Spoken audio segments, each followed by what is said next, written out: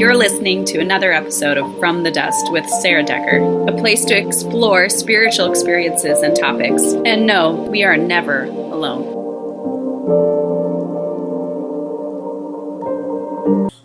Hello and welcome to From the Dust. I'm your host, Sarah Decker, and today we have Gichi Nakomis Miskozikwe Adi Sangab Dudem, also known as Sherry Cardinal. I hope I got that right. Oh, you did perfect. Oh, very good. Thank you so much for being here. I was practicing all weekend. Oh dear. Oh, that's what I was hearing. All the time I thought it was the spirit calling me, and it was you. Well, thank you so much. I appreciate you coming on today. Yeah. And I look forward to this conversation. So. Yeah, I've been looking forward to it too. It's a topic that's near and dear to my heart. And I can tell you a little bit why, is what most people know about me, or if you don't know, you're about to know, is that I've been a licensed clinical social worker for 45 plus years. And on that journey, I had a specialty at one time. It changes over time. But especially when I first started, my heart was for women. In fact, I did my master's thesis on a feminist paradigm for Christian counseling. That was my master's thesis. Now, don't mix the word feminist with the political party. That's not it. The feminist itself just means something that's women-centered. Okay, it's centered on the female, because it bothered me a lot that the scriptures, as I heard them and read them, especially. I was in Divinity College at one time taking Greek and Hebrew. So I learned to read scriptures in Greek, or at least use the lexicon to be able to get the full meaning of the words. And I discovered in doing that the way the English words were about women were really off base in terms of the Greek in the original intent. And that gets me onto the subject today about the roles of men and women, and why and how women have really abandoned their God-given roles. A lot of it's been through force, okay? A lot of it's been through the Western culture. A lot of it's come through the churches. Okay, because we say things to women like Paul said, to be silent in the churches. So women don't have the right to speak in church or be ministers. I ran into that when I was in Divinity College. That's another story. I won't get off on that tangent. But it dawned on me that something's not right here. If the full personhood, if the full spirit of women can't be expressed or be useful. And so I looked at the scriptures where it said, let women be silent in the churches. And if you read the whole thing in the Greek and with the lexicon, what I got was, let the women keep silence in the churches. In other words, manage the social interaction. Keep the kids quiet so you can hear the teaching. Be a mother in the church. Keep order. Okay? And according to our Anishinaabeg tradition, that's one of our major roles. Okay? Is to keep the order and to guide people in what the order should be, and for their own best interest.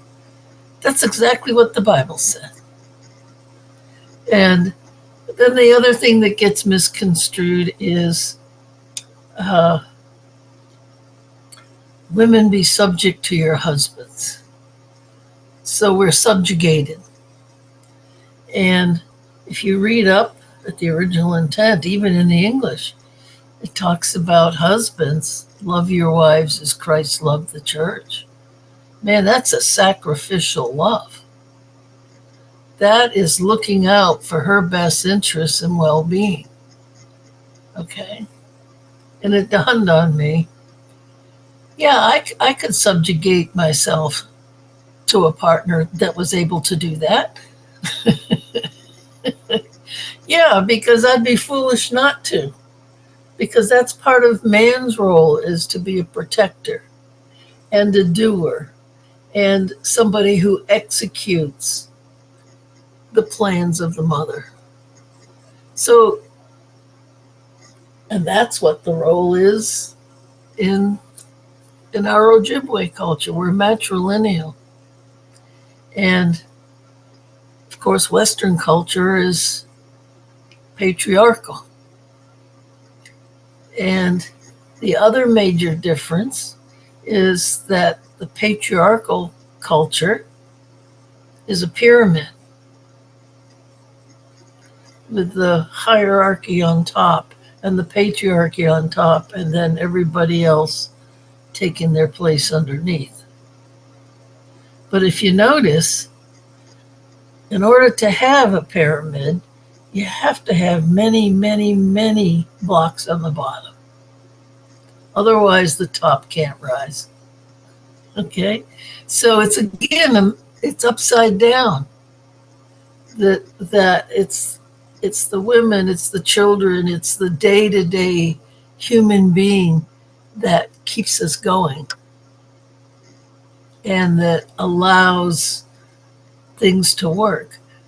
And in the Ojibwe culture, what we believe is that everything's a circle. Everything is dependent on everything else. It's not man at the center. Man is part of the circle. So that's basically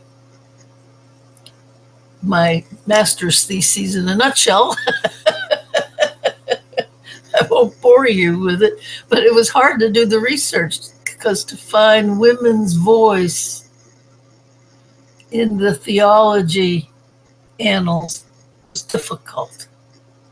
And I spent a good time searching for that, which became part of my thesis, by the way, that it was hard to find. Okay. So that's kind of the theological personal background. And then as a social worker, I focused a lot of my practice initially on women and the trauma that they faced. And in doing so, I developed and implemented 2 family violence programs. One in Fort Bend County, Texas, where I lived for a number of years, and I was a licensed clinical social worker in Texas. Then the other one was in Santa Clarita, California. We had moved there. I was married at the time, and my husband's job took us there. And they were looking for somebody to develop and implement a family violence program. I'm like, well, here I am. I guess God had wanted me here too. He had a ministry for me here. It wasn't very long after I moved there that came to fruition. So we made it a safe place for people that were traumatized by family violence. It could have been a man, a woman, children, gender notwithstanding. Okay. We had provisions for anyone who needed to get out of a violent situation. Okay.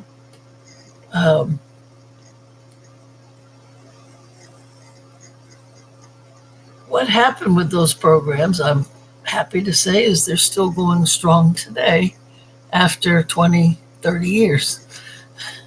You know, they shift and change and all of that. And then to the one in Texas, we added a rape crisis program and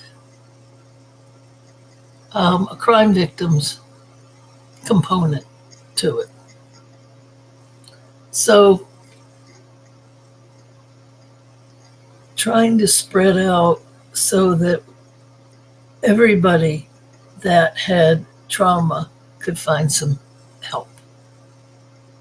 And of course, we did everything that the shelters and those programs tended to do. And why this was so important to me was the first year I was out of social work school. I was up in Canada. I went to school up in Canada, McMaster University, did my social work degree there, and got a job right out of school at what was then called the Family Services of Hamilton Wentworth.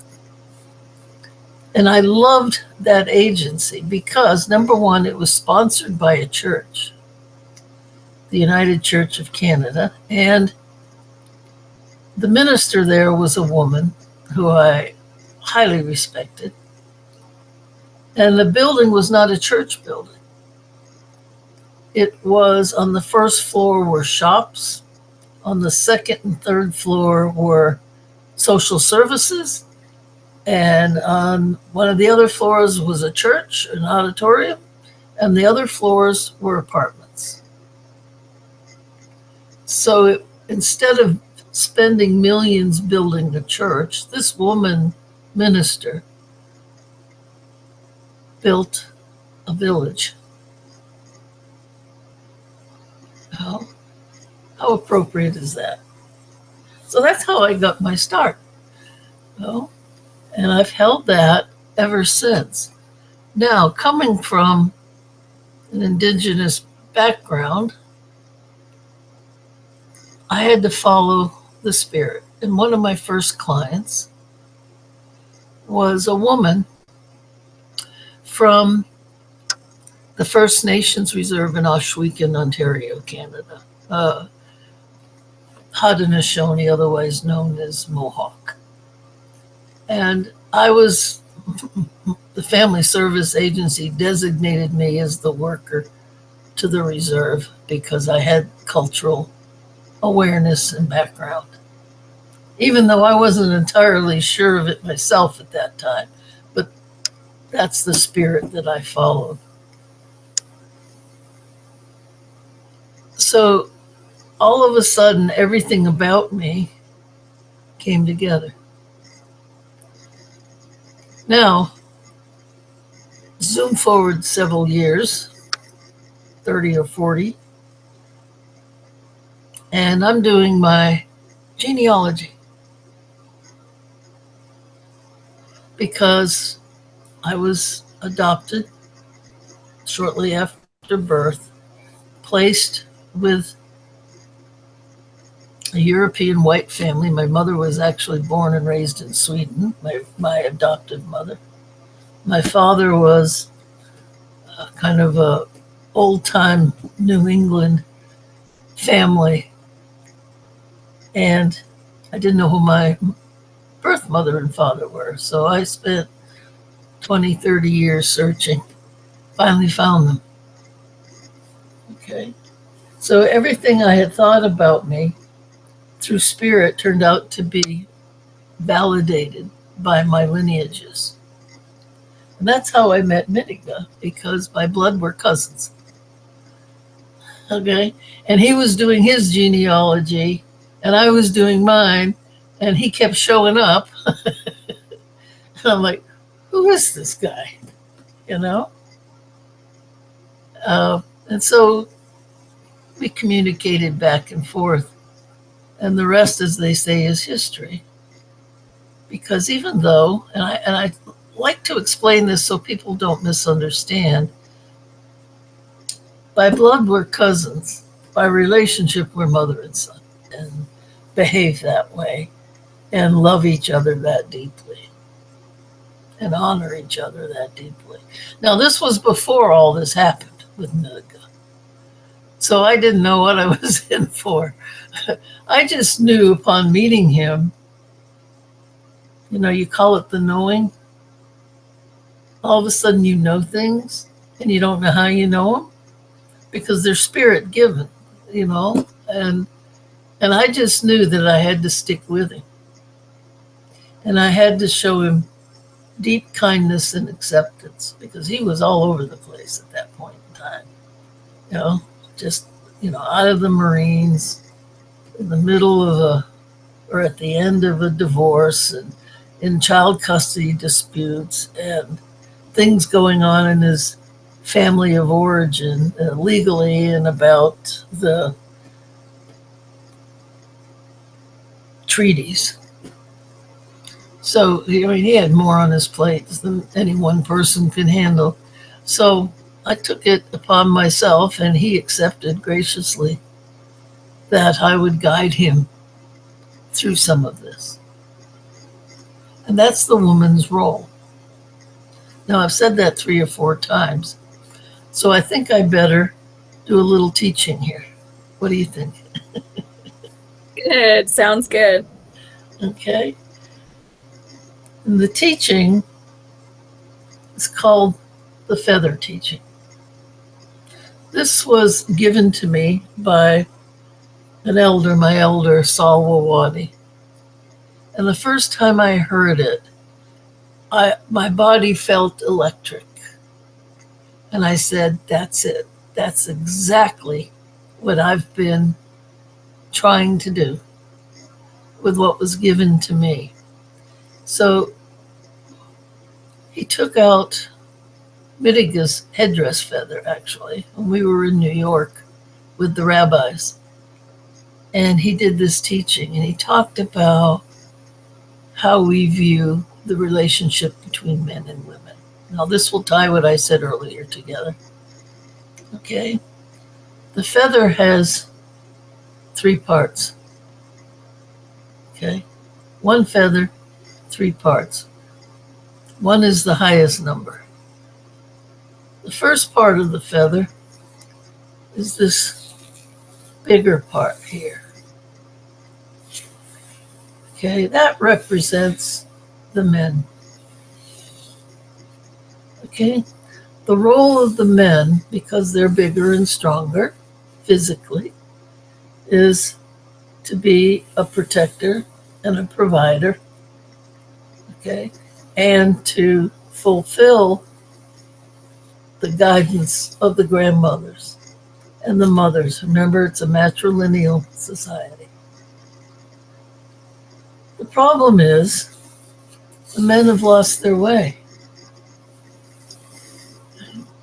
They now believe themselves to have both of these aspects, to be both the guiders and the doers.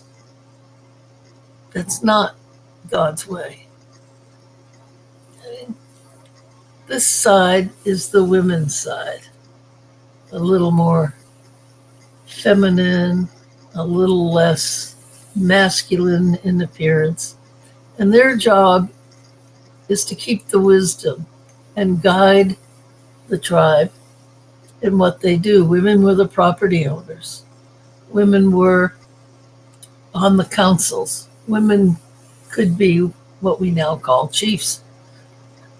Both men and women could be elders. It wasn't divided by gender. Neither was chieftainship or is chieftainship. Okay? So the idea is for both sides of the feather to work in harmony. Different, but in harmony. That's critical. We're different, but we work in harmony. Because you have to have the executors, you have to have the doers, you have to have the strong ones, but you also need the loving, nurturing side and caring side and guiding side of the mother of the women. Now, this is held together in our culture. You look at the stem that holds both sides of the feather together. And this is our spirituality. And our spirituality is summarized by the 7 grandfather teachings: courage, love, wisdom, respect, truth, harmony, honesty, courage, and humility. I think I said courage twice. Well, whatever. It's all there. um, but it's held together by that spirituality. Okay. So, and it's easy to see how this works on an airplane. Watch the flaps of an airplane. Okay. What makes an airplane fly? When the ailerons are down, it can't fly. When it comes up and let the lead guide, it can fly. Same with relationships. Hey, watch it. If you don't ever on an airplane, watch how those flaps work. Okay, it's the same thing that works on a bird. And if you don't have them working cooperatively and in harmony, and whether it's the electricity or the gas that's the spirit of the airplane that makes it go, the 7 grandfather teachings, eagle can't fly. A wounded eagle can't live in the wild. They have to be rehabbed if they can be, which is another story. But without the feathers working together, all of them, the tail feathers, all of them, eagle can't fly. So what makes us think that we can fly if we're not living according to God's creation? And I think if you think about this really hard, you will discover that almost every problem we have in the world is related to this. The other story I like to tell is one from Genesis, because that's the biggest place that things have been misconstrued. That's where this got messed up. Okay? And it wasn't because Eve ate the apple. That's too simplistic.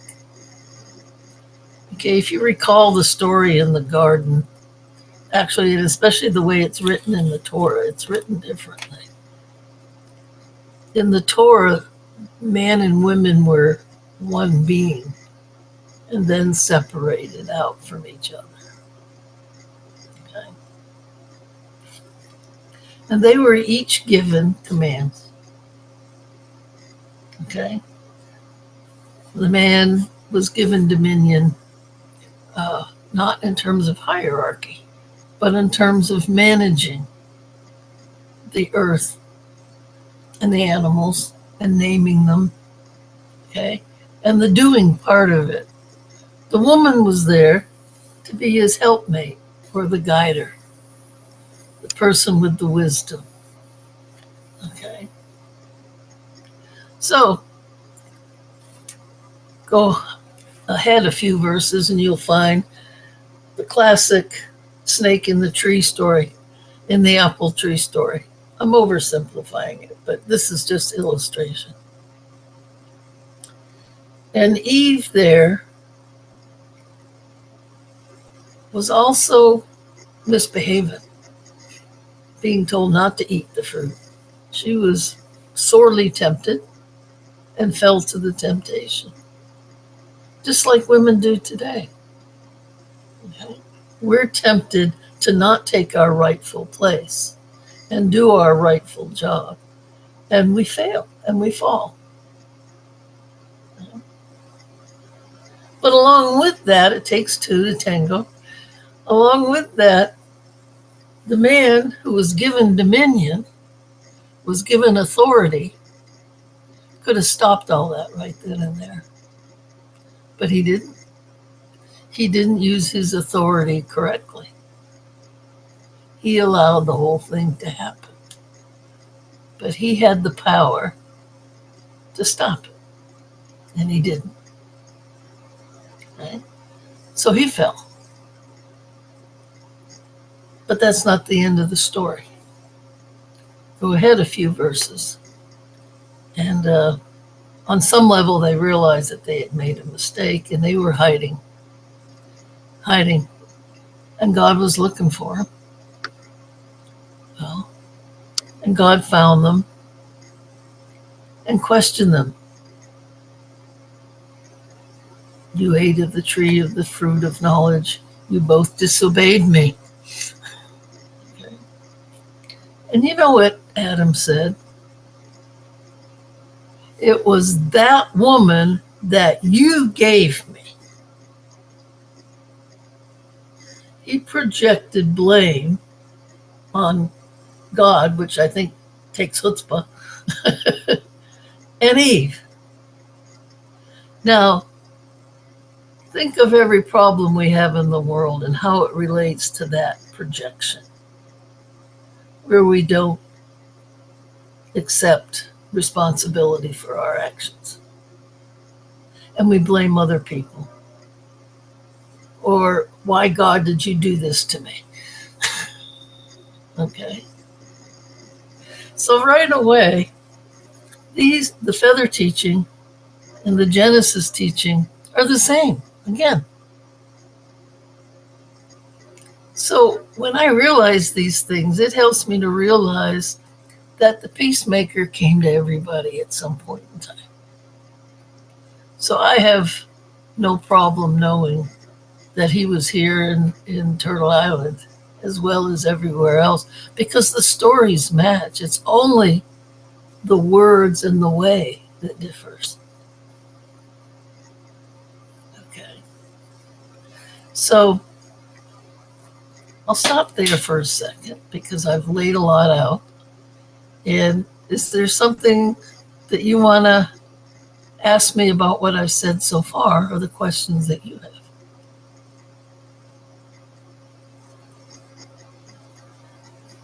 As you were telling your story about your life and the things that you have done, as you were discussing the programs that you set up in Texas and then California for the family violence programs, and as you were talking, I just was thinking how then the role of the mother was what you were doing. It was your work.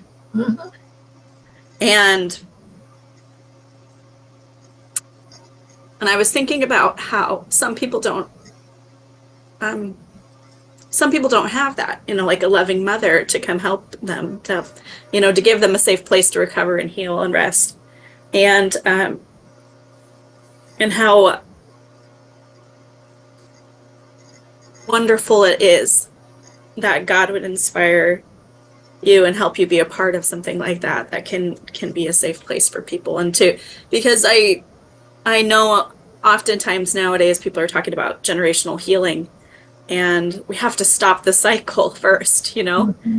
and then we can start healing and then hoping to help those who have gone before us. And so that was the thought I had as you were talking about that, and how it testifies of what you were saying. The very act of what God was asking you to do testified of the things that you were saying about the mother's role. So that makes even more sense to bring Midiga into that. And he needed a mother. Oh, yeah. He needed a mother. And I thought, well, here I am. Now I can say that because I had to grow into that. I didn't just become a mother. In fact, I'm probably in a way one of the most unmotherly people that you'll ever meet. And my birth son will attest to that, because I sure made many mistakes when he was born. I was very young, and 18, and I wasn't grown up myself, and here I was trying to raise a child. So many mistakes were made. And I often say, not jokingly, but truthfully, He turned out in spite of me and his dad. So I think I think I had it in me. Everyone told me when I was younger, and I have a cousin alive today that'll tell you the same thing. When our grandfather died, I was the one comforting the adults. No one comforted me. And the reason that happened, and I'm not complaining at all, because she'll tell you to this day I was the one that was comforting the adults. But my adoptive mom had also come through a lot of abuse, come to find out. Okay. My adoptive dad was abusive by sexualizing me as his daughter and my sister, adoptive sister. But they had come from that background. So it was intergenerational on me. And when I was already married and had my son when I said, I got to stop this. And it was one of those knowings that I couldn't live like this. I couldn't let this go on. So I started educating myself on what exactly all of this was. So it's not like I was plopped on earth as the cosmic mother. I had I had to fight my way to it. Is that so? Would you say that that's what got you into social work then? Those realizations of, oh, this needs to change, and how can I help that Yeah, change yeah. happen? Yeah, actually, I didn't go into social work initially. I went into divinity college because in my adoptive family was a long line of preachers. My grandfather, my father. Um, so it was like the two spirit that I am, and I'll tell you what that actually means. That that part of me that uh, wanted to gravitate and be like dad more so than mom um, led me there. Now, the problem for me in divinity college was twofold. One is I couldn't pass Hebrew. I'm dyslexic in Hebrew. I cannot read from right to left.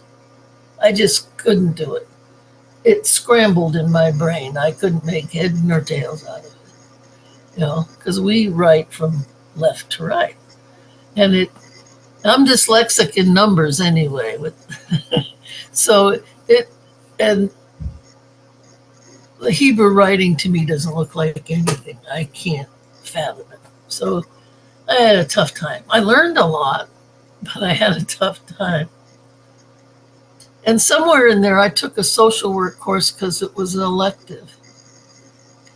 And I'm thinking, whoa,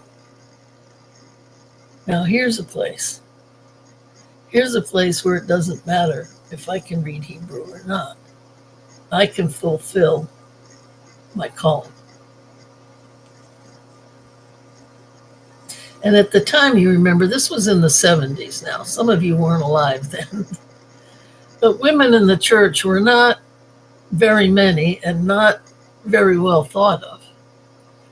And so I did a part of my sociology course was I interviewed women who were ministers or student ministers in the church to find out what their experience was. And it was horrible. The abuse that they suffered, the humiliation that they were put under, to the point like where this one told me, she was a full ordained minister and somebody was in a nursing home sick and the people wanted communion for this person. So this minister woman offered to do communion. And what she was told was, and I'll never forget this because it stopped me in my tracks, no, we want a real minister.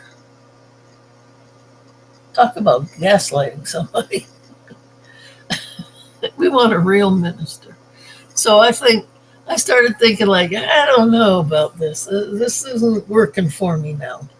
But I continued to study scripture. And that's when I started coming into all these realizations. Instead of what I was taught, I started hearing it for myself, learning it for myself, and the Holy Spirit. Because I freed myself from that box as I was learning social work. So it was kind of a default position to go into social work because exploring the ministry was, at that time, was just fraught with too many potholes. That brings me to our, I guess, our next topic point, the other side of this, like what is the role of women? Well, okay, so how do we rise? Because that, there's so many things that we struggle against to rise, to Yes. take our place and to act within our power and all of that. So how do we do this? Well, that's exactly where all this was leading to because I was trying to to lay the groundwork of how we get stopped. How we like me in that interview with that minister that stopped me cold. You know, because we've not been treated like real persons, real people, whole human beings. You know? So that's what we have to overcome. And the hard truth is, the things out there can't overcome that for us. We can fight it and we can start movements and we can do all those things. But the reality, it starts here. And what we have to get in touch with to gain our strength and gain our power is what's here. Believing in ourselves, in our God given gifts. That's not easy because we've been told we're not real people. Or that one of the research papers I did, uh, Eric Erickson, who's a preeminent theorist in psychology, said at the base of women's existence is sedition. And I went, holy crap, that's how that's how these people think of us, you know? That if we're trying to stand up for herself, you know? So I left the church. I left the church. It wasn't easy. And sometimes we have to leave our abusers behind. And that's not easy because there's love there too. It's just that it's overridden by the violence. So, as I was saying, hurt people hurt people. So, men aren't having it easy either. Okay? So, there's realizations that happen that have to happen on both sides. And that's the seven grandfather teachings. Or on my website, actually, I have an ebook. I'll give the address. It's free to download. It's called The Seven Essential Keys for Peace and Well-Being. It's on my website, which is criticalincidencestress.com. Um, which also tells the story of my other adventures. But we have to get right within ourselves first. We have to build ourselves up spiritually as well as psychologically. Okay? And we have to accept Carl Jung called it the shadow, that part of our self that we disown. And how you know what your shadow is because it'll be exactly the characteristics in other people that you dislike. Remember the finger pointing? When you're pointing the finger, there's someone three pointing back at you. So that's time to do a self-diagnostic. It's like, I don't like gay people. Well, that tells me you don't accept both your feminine and masculine sides. And that's what I mean by a two-spirit. Originally, it had nothing to do with being gay or lesbian or anything like that. It was kind of adopted into that. Originally, two-spirit was a person that had the strength of both the sides of the feather equally and could fill a role as the tribe needed in either direction. Right. They were considered sacred and holy, before the Europeans came and turned it into something ugly. Okay, they were because they were in perfect balance, okay? And that's where we have to be. We have to be in perfect balance. So you have to do your spiritual work and you have to do your psychological work. I'm what's called a cognitive behavioral therapist. That's the main thrust of my counseling and therapeutic work. And what that basically means is there are thought patterns and ways of thinking that we've been taught, that we've learned, or we've experienced, good, bad, and ugly, that we believe are true. But they're not. An easy example is people that catastrophize. You hear them all the time. Well, if I walk across that bridge, it's going to fall. And then I'm going to get badly hurt, or I might even get killed. We have to stay away from bridges. No. No. What kind of a thought would you want to replace that with? And I'll give you my own example. I don't like heights very much. That's one of the vestiges of my own PTSI. But I knew at some point I had to overcome it. I just didn't realize how that was going to happen. And one year I was doing a vision quest in the Rocky Mountains, just above Estes, Colorado.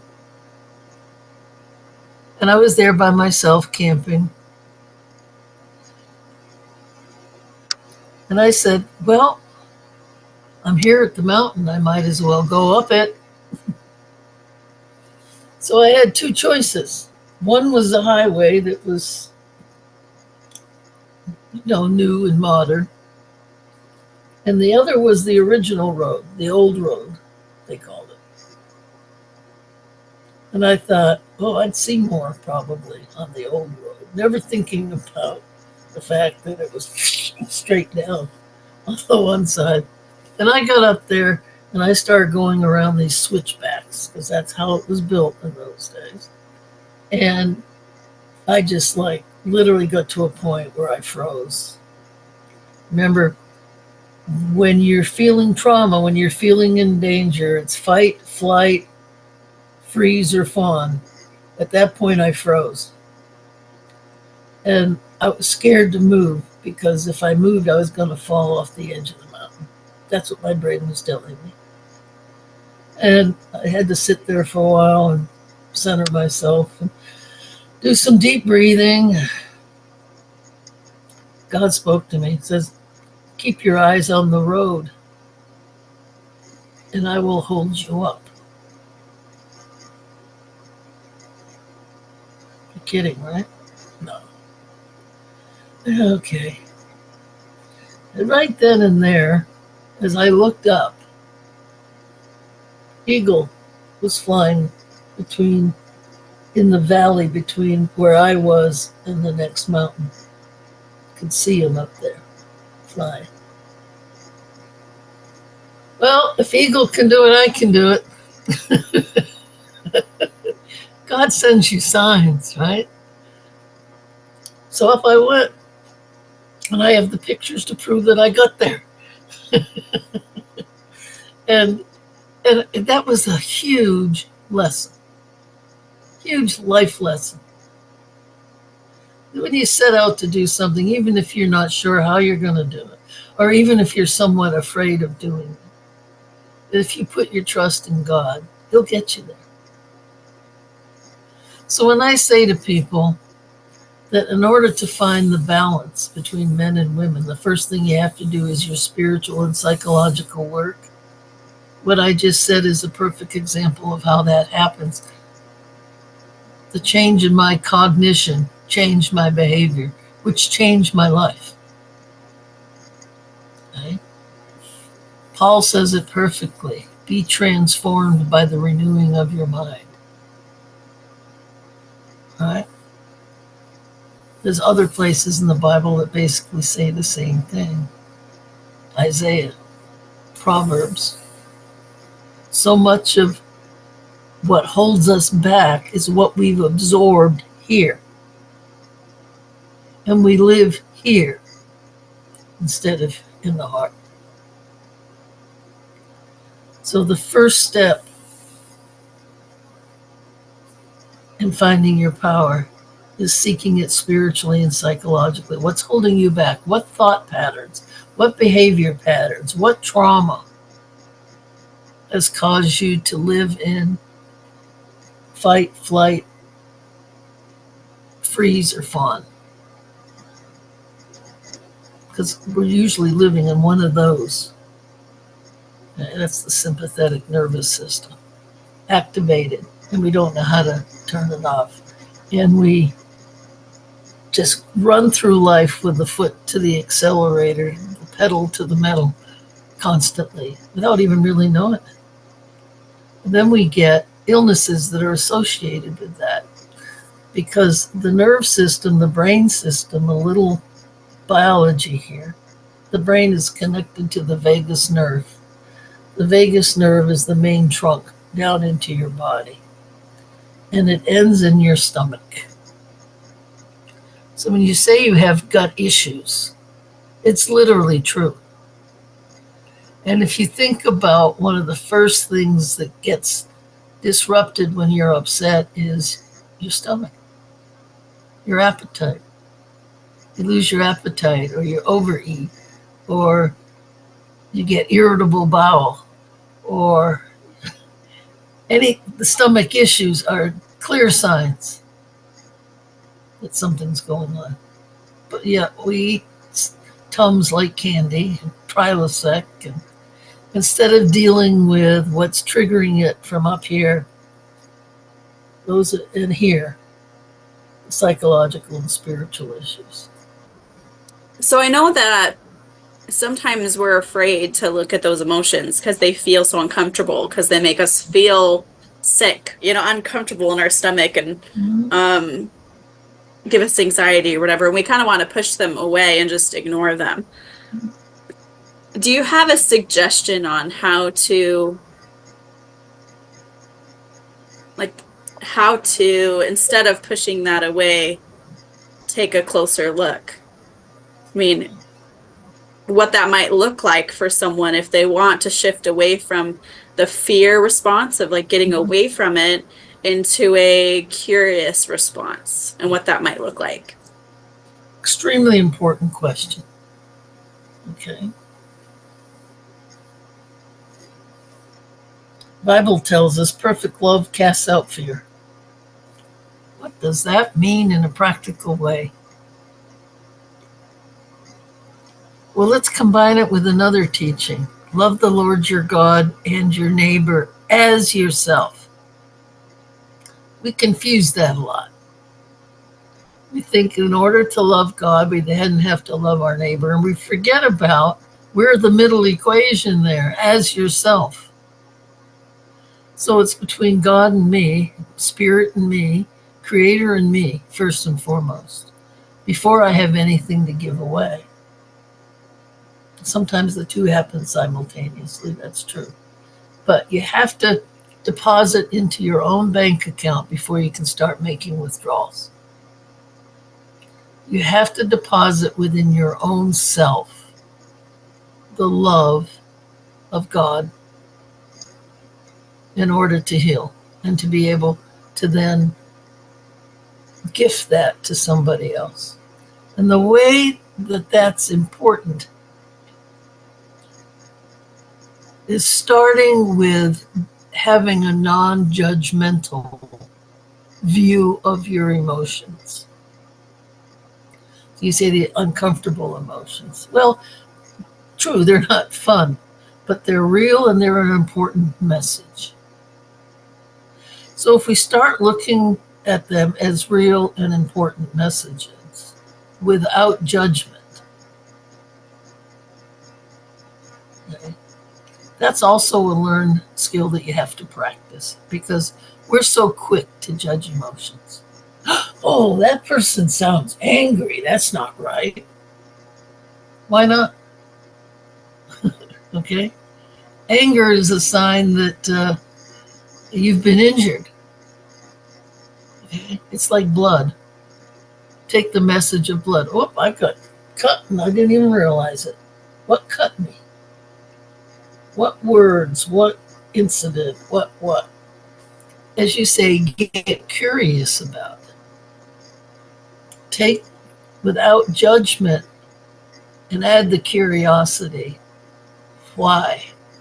Why did I react this way? Why why am I angry?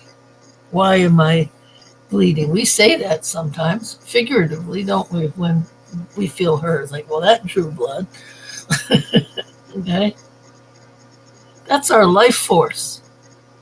So when something like that happens, like abuse or trauma, it's a piece of our life force. So yeah, getting angry is the first sign. Then you want to get below the anger. You want to get to the hurt and the pain. But it's far less painful if you don't judge it as good or bad. It just is.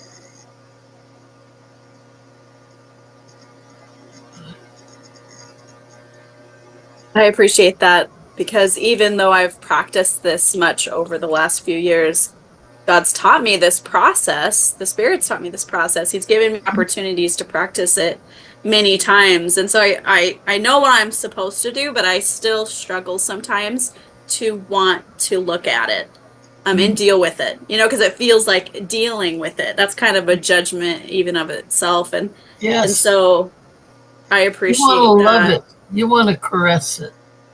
I have this pain.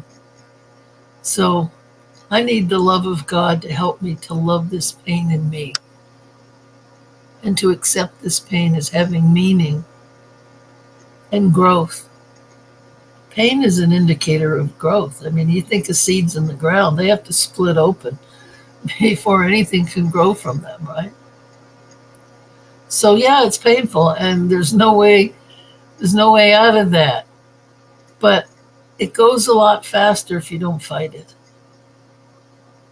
If you put salve on it, put a little love on it. Like, what does this pain mean to me? What is it trying?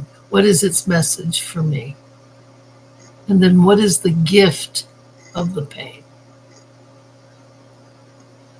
That's one thing I ask my clients all the time. And I do it too when I do critical incident debriefing. What is the gift of this horrible incident? What will you take from it that'll make your life better, even though it's painful? That when I've had those moments of realization, that's when it doesn't have the power in my life anymore. Yeah. Because I talk about it sometimes like the movie about the emotions Inside Out. Yeah. That that movie where happy emotions that were golden turn blue because now she's moved away and she's sad, and so happy Mhm. emotions are now sad. But instead I reverse that because those experiences that I had that were maybe already blue because they were hard. Yeah. When I'm able to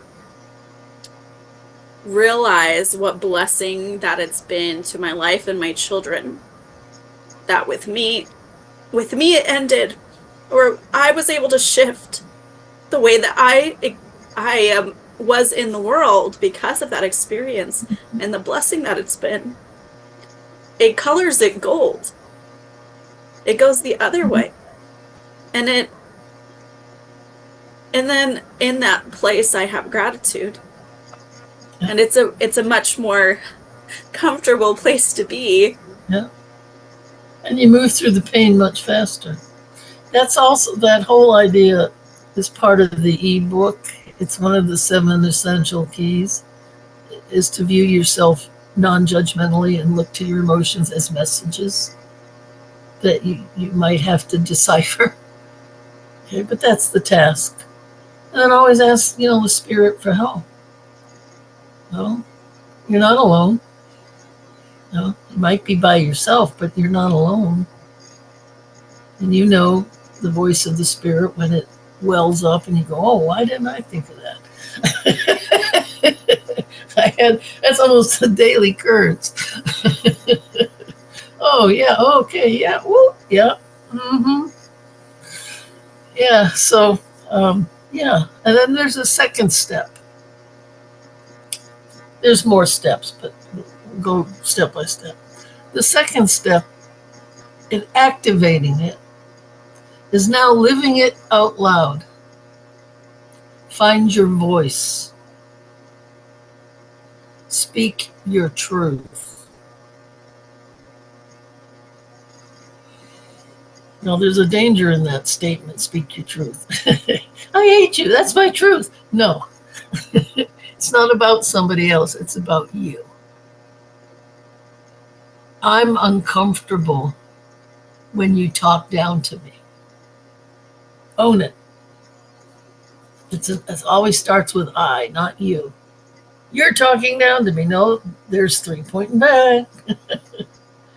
It's I'm uncomfortable when I think you're talking down to me or when you're condescending. You don't know how many corporate meetings I've had to say that in. Because one of the other phases of my multi-phase life was working in the oil field with drilling companies and oil companies. And you talk about men with egos. Um,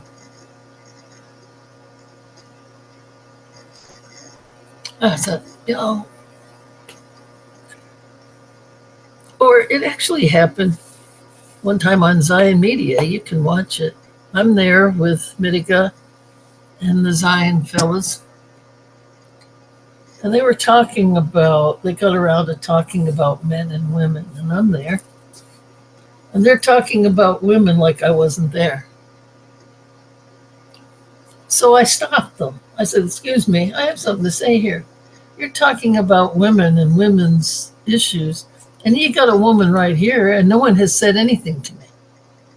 No one has asked me anything. You're going on your own track, and here you have Chief Grandmother, and no one has addressed me.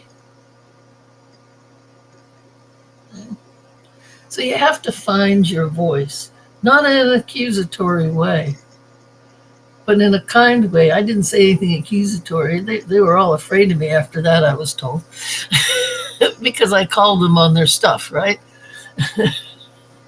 I've had the same thing happen in social work circles where the psychiatrists, doctors, men would do da da da da, and I'd say something and they would pass over it, and then one of the men would say the exact same thing and they would say, good idea. Excuse me, I think I said that first. You have to find your voice and speak up, learn to speak up when you're feeling like you're being wounded. It's hard because we're afraid that speaking up will get us hurt even worse. Now, sometimes that's true. Discerning when and where is part of the task. But generally speaking, out in the world, you can start with as simple as I like blueberry pie. That's my truth. I like to watch sunrises.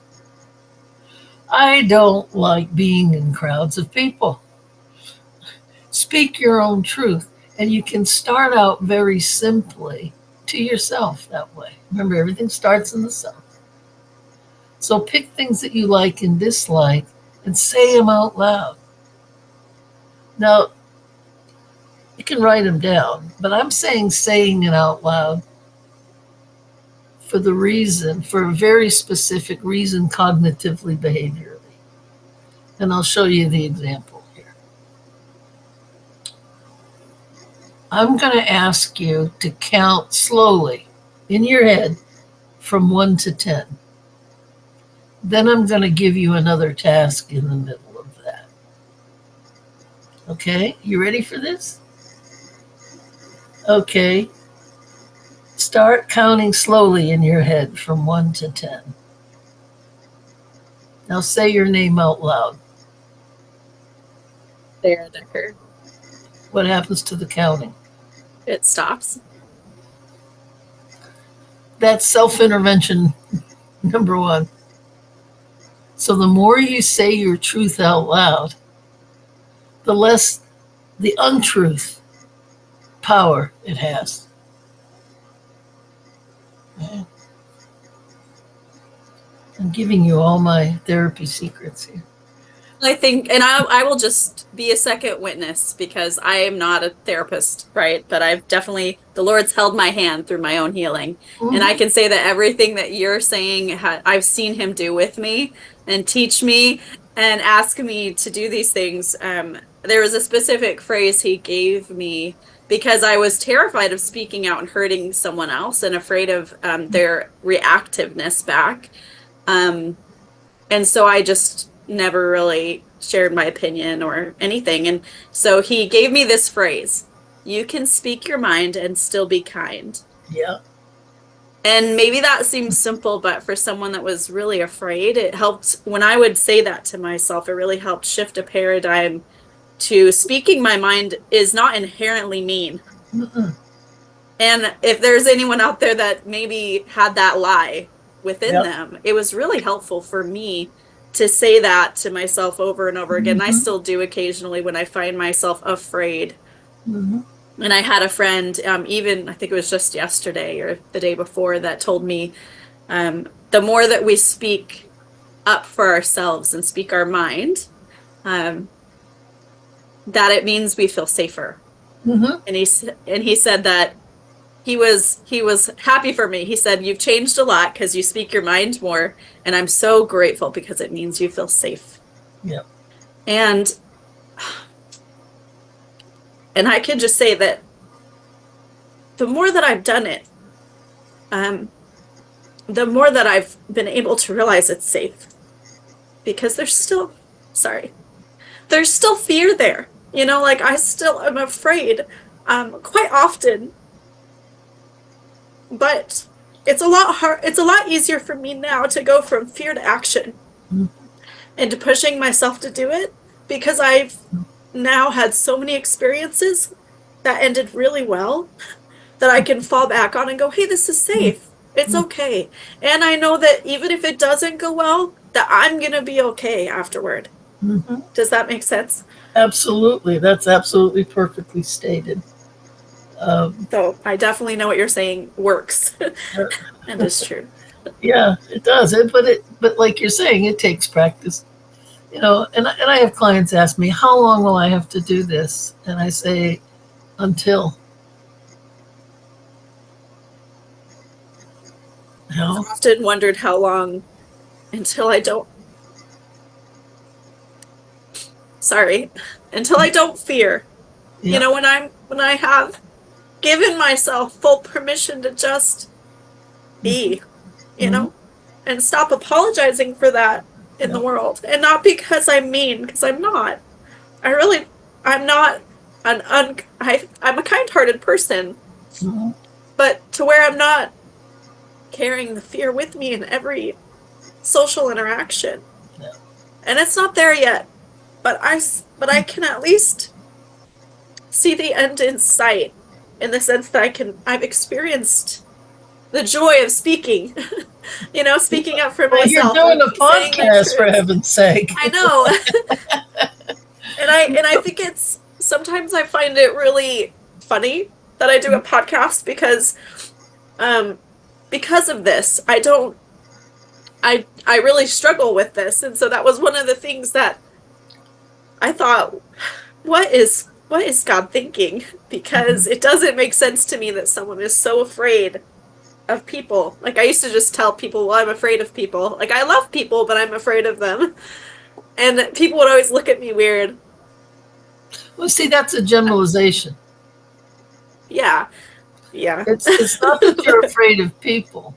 You're afraid of people that mean to hurt you. Exactly. Yeah. That, And you don't know who those people are just walking around in life. And so there was a lot of fear that I was carrying around all the time. And so it's been a stretching experience to say the least. wow. But good. You know, the saying goes, I don't know if the fear ever goes away because I still deal with it even after knowing all this stuff for 40, 50 years. But you feel the fear and you do it anyway. And then it works out and you go, what? you know, you learn that through doing it, that what you said is, I'll be okay. And having that self awareness is so very important because what you said was, no matter what happens, I'll be okay. I'll manage it. I'll handle it. And that's your power. The power isn't in not having things happen. The power is in your knowing that whatever happens, you'll handle it.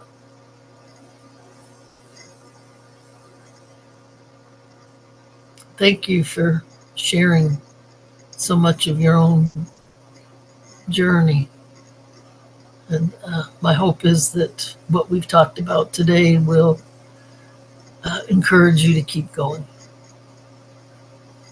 Well, it's absolutely. And thank you. You're welcome. I find that I learn the most when people are vulnerable and share with me. So my hope is that if I am authentic and open as well, that it'll help Mhm. others. So That's my theory, and I'm sticking to it. you know, every lesson I teach has been hard learned. you know, and the same for Minica. He you know, we, God moves us in mysterious ways sometimes, and through the valley of the shadow of death. You know, but I fear no evil because I know I can manage it, and especially when I know God's with me. It's not His desire that we be hurt or that we be traumatized. And that's exactly what's wrong with the world. Trauma is a way of life in the world. We don't care who we hurt or how we hurt them, as long as it benefits us in some way. That's kind of the general attitude. That is so anti creator.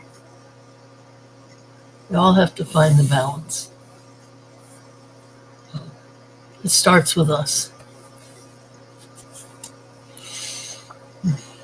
absolutely. I was thinking today how there's so much in the world that as the scriptures say that, in the last days, evil will be called good and good called evil. And I was thinking about how as women, Mm-hmm.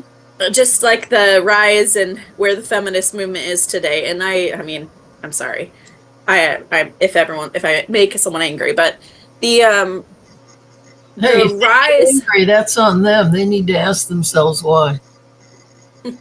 Well, I've just, as a woman, I mean, I've always loved my womanhood. I've always been really grateful to be a woman. I've, having my children, it's always made me emotional and grateful. I am so grateful for my children and my womanhood. But I've watched, I've always been the type to just sit and watch. And so even as a young kid, I would watch and ask myself, what is it the women are trying to accomplish with these movements, right? Mhm. And, if the goal is to feel as valued, we just want to be as valued as the men. I don't think that's a bad goal. But when it comes with the pushing down of others, Mhm. then it becomes this imbalance once again. Mhm. And it's not unified. So I love that. I loved your feather teaching because the unity there in the spine of the, is that what you called it? The spine of the Yeah. feather Yeah. with the spirit, because we, I was thinking how so often online now you see women attacking other women for their womanhood or for the not being perfect and tearing each other down. And I just was thinking today how we've come full circle. We went from being like, please see us in our womanhood, and we want to be seen and appreciated, and we want you to care, and those kinds of things. Now it's come circle to where it's women, it's fellow women that are telling other women that they're not good enough, that they deserve the hardship. Mm-hmm.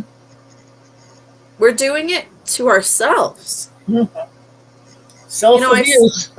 and I saw it, like, because when years ago, when I first started seeing a lot of this on social media, where women were kind of teasing about how men don't even see all the work we do in the home and how they think it doesn't matter. And then now, to where yesterday I saw multiple times on multiple platforms women telling women that they chose to have children, and any hardship that comes with that, they imposed on themselves, and to just shut up. Could you imagine? Could you even imagine for a second if a husband said that to a wife? Could you imagine if a man said that to a woman? Well, they And have. they have. And that is the exact thing that Mm-hmm. as women we were trying to heal, right?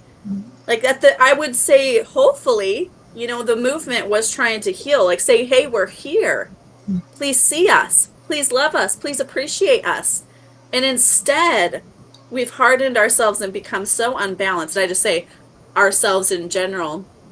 And I've just seen this trend where women have become the abusers of themselves, of their divine role and nature and work. And that's because in this world, we have to act like men to get ahead. That's the shame of it.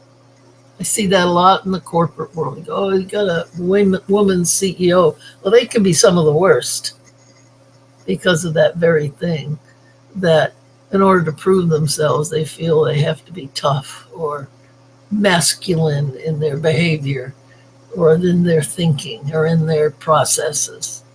Because it's the masculine that reigns in the corporate world. Okay.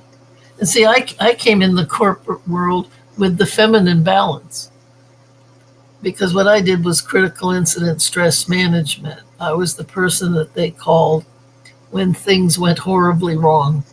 Somebody was killed or maimed in the oil field. And for example, one of my jobs was the Deepwater Horizon, the Gulf oil spill. 11 people died on that rig, okay, when it exploded. The warnings were there, they weren't heeded.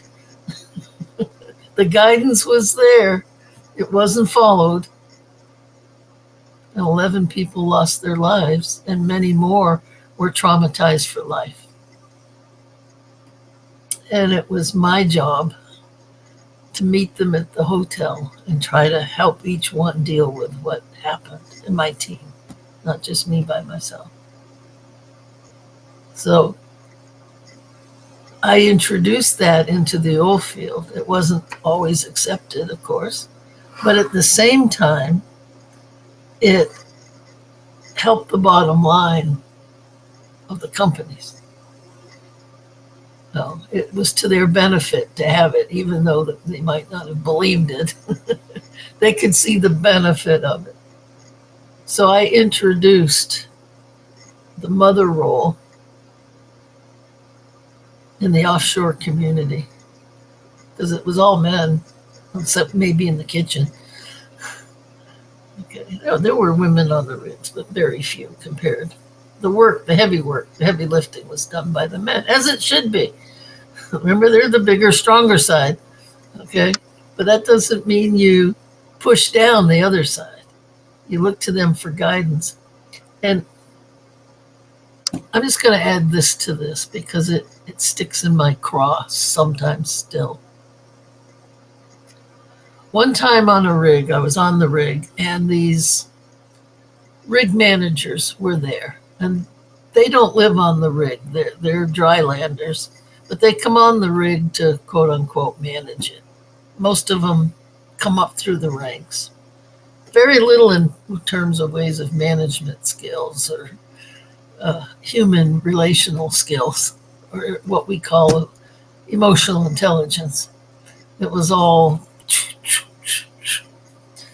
And on this particular rig, this kid had gotten himself caught in a no-go zone and was crushed by an elevator against a stanchion on the rig.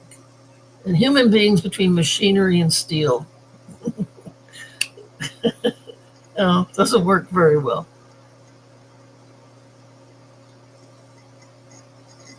And I could see that the way that they were managing it was to come down on hard on everybody about safety, this and that. And they really weren't utilizing my skills appropriately. And I tried to tell them, and they wanted to stay in the debriefing. And you never allow management to stay in the debriefing because that's the point at which the people get to talk about what happened to them.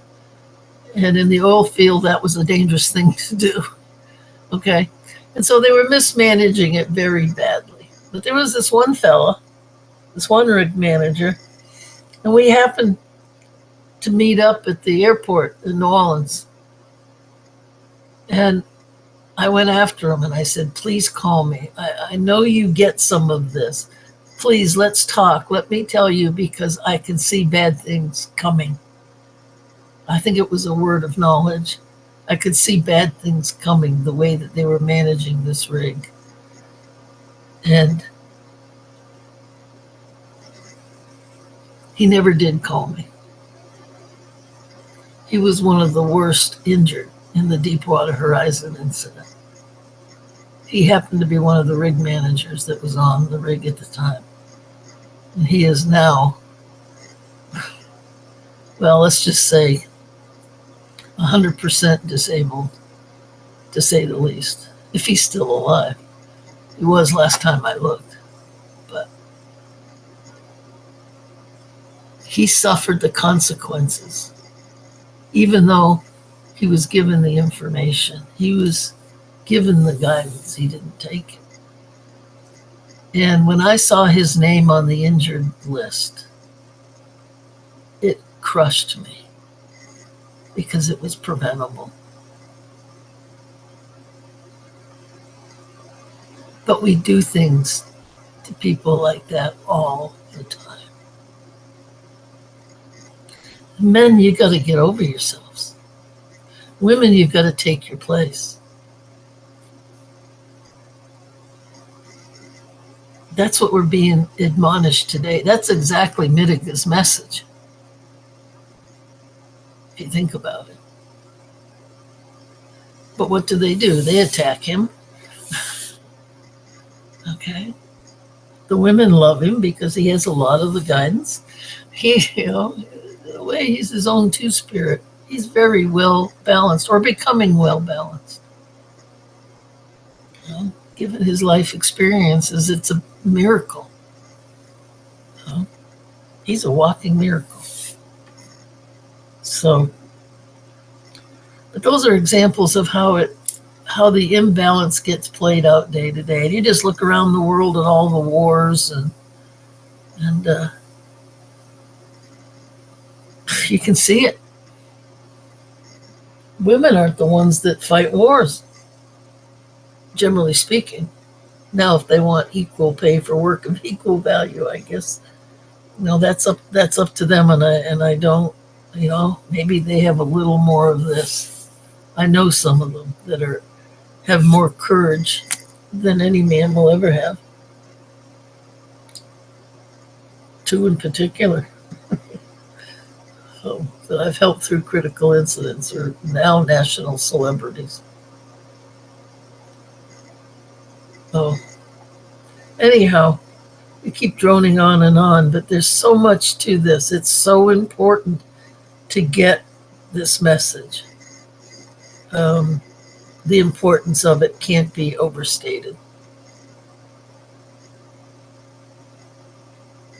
You then asked myself as I've looked at the world in the way that we are in such imbalance, Mm-hmm. and asked myself, how will we get there?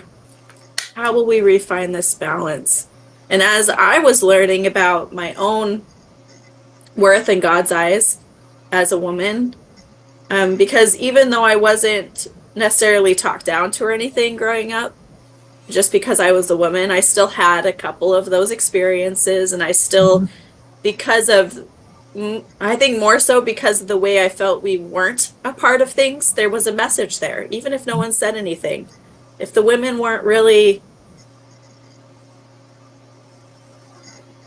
appreciated or honored, I guess, in that societal structure, then that was its own message. Mm-hmm. And so as I've been learning about this, and God wants there to be healing between the men and the women. He wants us to find that balance again. And, as a mom with 5 sons, I've spent a lot of my life being very worried for men. Mm-hmm. And I appreciate that because I ended up having 5 sons. Yeah. So, I mean, I really care about men also not feeling discarded in our society, because they really have become so. You see it everywhere. I mean, actively people saying, well, don't look for a man, just go find a woman. Like, you don't even need one. And I just... See, that's another lie. Well, and I guess my point is that kind of dismissive attitude towards these men that are supposed to be our other halves. Mm-hmm. And I want to see a world where my sons are able to find their other half. Yeah. The balance. Yeah. That they can... I'm trying to raise them to be good men. Teach them the feather. Yeah, it's beautiful. I will share that with them. Mm-hmm. But as women, we have to be that as well, because it's not just... Women are a force for good if they're choosing to be a force for good. Yep. And I just have become really concerned at the many loud feminine voices that are not a force for good in our world. Well, that runs on both sides. I don't give either side any quarter. I really don't.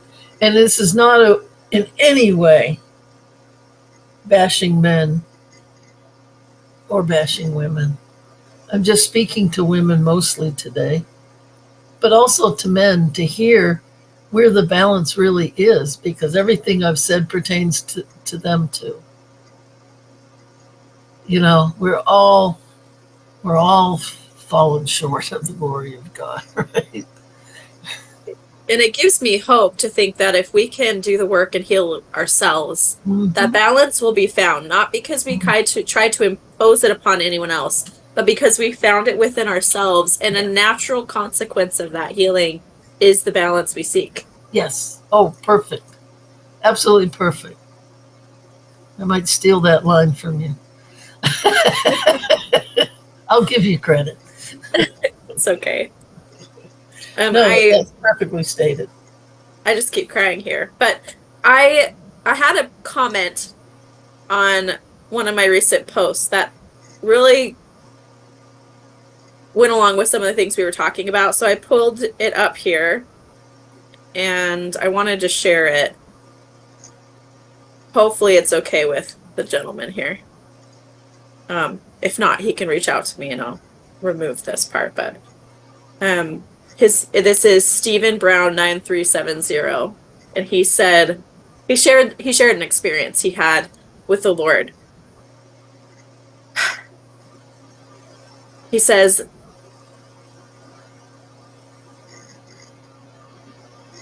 "They say that we can only be sweet or bitter, not both. But we grapple with a literal animal every day, the one you feed, but even a good dog bites its master from time to time. Thank you for the reminder of how close the light really is. Sometimes I forget because the pool is warm that we swim in with God. I contemplated with my wife that we live inside of the Father. He is so big that we can't tell, but we are within him, swimming in him, is what he said. I've had much revelation, but I'm still a fool. Too passionate, maybe, always full of love, hurt, and rage. But knowing full well I'm loved, trying to be better, but failing regularly. One time he showed up and gestured to a plum on a tree. This is you. The plum rotted on the branch, fell off, splat on the ground, black, rotten, no seed. I asked, then where's the hope? He smiled ever so slightly, but with what looked like a little pain behind his eyes, and said, with me. With me, all things are possible. Then he knelt down and scooped up the rotten fruit in his hands, and he raised it to his ear. Then he whispered something to it and raised it back up and set it back on the tree. It was the most beautiful glowing plum I'd ever seen. I asked why a plum, and he was gone. A month later, I bought a house, and in the front yard was an old plum tree. Half of the half of the tree was dead at the main fork, and the other half alive. It bore 3 tarps of fruit that summer. How can I experience something like that and still be so fallible? But it's a daily wrestle. And I wanted to share that because we are all the rotten fruit. But I loved how with that Christ can whisper in our ear and he can turn us into the most beautiful plum. And I know that that's possible with him. And I just wanted to share that. Yeah. That's the fruits of the Spirit, right? It's Love, joy, peace, kindness, all of that.